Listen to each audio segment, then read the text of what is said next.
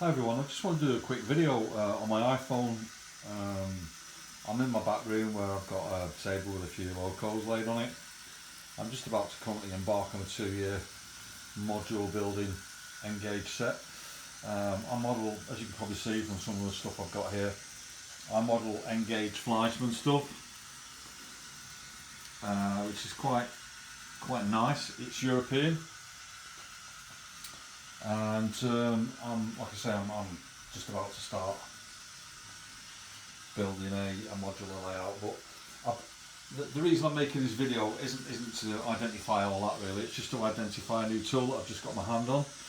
Excuse the camera moving about a bit because I am using an iPhone and not a camera on an iPod, on a pod. So this item that you can see in front here, I purchased it the other day. It cost me £30 and it's been imported from Turkey. It's a power track railer. Like most people, I'm running Engage, like I say. This I normally use I normally use one of these plastic Fleischmann. You can see it's got an end that's beveled so that the wagons can roll straight onto the track. And it's pretty straightforward really. You lay it on the track, so, and then you get a wagon, you place the wagon on it and you release it, and then obviously it will just slide onto the track like that. It's a simple concept. It's been around for years. Just to prove that you learn something new in modelling every day. Here's two. Here's the one that I got in my first set, which is around 1980 something.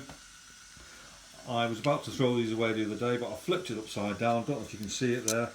There's a picture there of two tracks, and then you can see that the spacer or the railer is spacing the tracks out on each end of the track.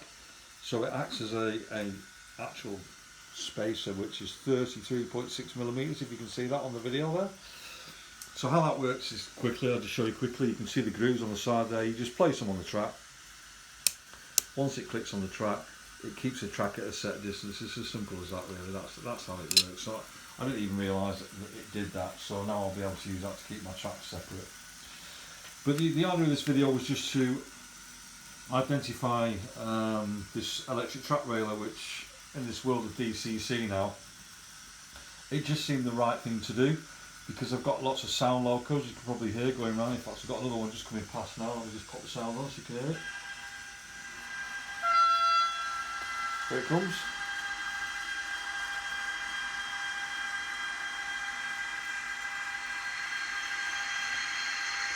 Can you hear the fancy brakes on it and all that as it slows down? Well, because we're in this world of DCC sound, I wanted to get a track railer that would work, so that I could have the sound immediately go on, so I could tell if there was anything wrong with the engine before I actually put it on the track properly. Hence why I bought this. And I'm sure that most people will be aware that when you're actually trying to put trains onto a track, especially a steam engine like this, because the wheels are all separate on the bogies at the bottom, you're forever faffing around trying to get it to line up on the track, and it takes 2 or 3 minutes. Even with one of these plastic railers, it could take a bit of time just to line it up. And then because of that, because you've got that angle there, it kind of like makes it awkward when it meets the track. So you've got like a bit of a sort of like, it bevels upwards, so it doesn't actually go on the track and you have to mess about with it. So hence why I bought this anyway. So I saw a small, if you look at the end of the box here, you can see it says YouTube video. That's I can't remember what it's called, that symbol, but you can scan that and it'll just take you straight to the video. But there is a YouTube video with this on. If you just type in YouTube and just sort of Google and put in process video, and it'll just show you. There's a young 5-year-old kid, shows a picture of a kid putting a loco on the track. It's that simple to use. It's crazy. So I thought I'd show how it actually works. And when I took it out of the box, I was kind of like, I was a little bit disappointed really at first, because I thought the quality of it was lacking a little bit.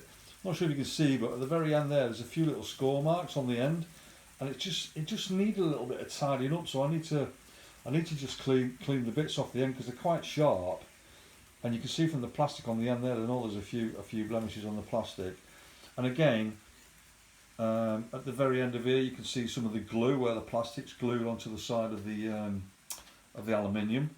And they're just little things. You can see there's a blemish there, right where, you know, where you can see the end of the box there. You can just see that little bit of score coming off the end where the black plastic is, where the logo's just touching it now.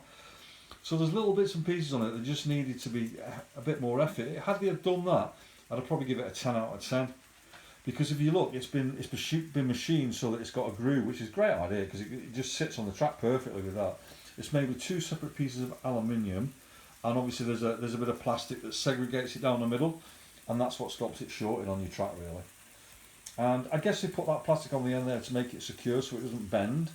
But I think they've probably missed a trick here. I think if they could have done the same on that end as they've done on that end, you could have put the logo on at each side then. But I'll lay it on the track just so you can see how it works. It's pretty straightforward and simple really. It drops straight onto the track. As you can see, it's on the track there. I put my finger on it and you can actually move it forward and backwards without pushing on it really hard. Now, I've got a couple of wagons on here that I'll just show you quickly. This is, you can see it's a small hopper wagon. There's nothing difficult about putting one of these on the track, even without, you can put them without even this, but it's still a bit fiddly, but you do it like that, it just goes on simple. If you try to put it on by hand, obviously I can do it again on hand, look at that, it took me 2 turns to get it on, but it does go on, it's not difficult.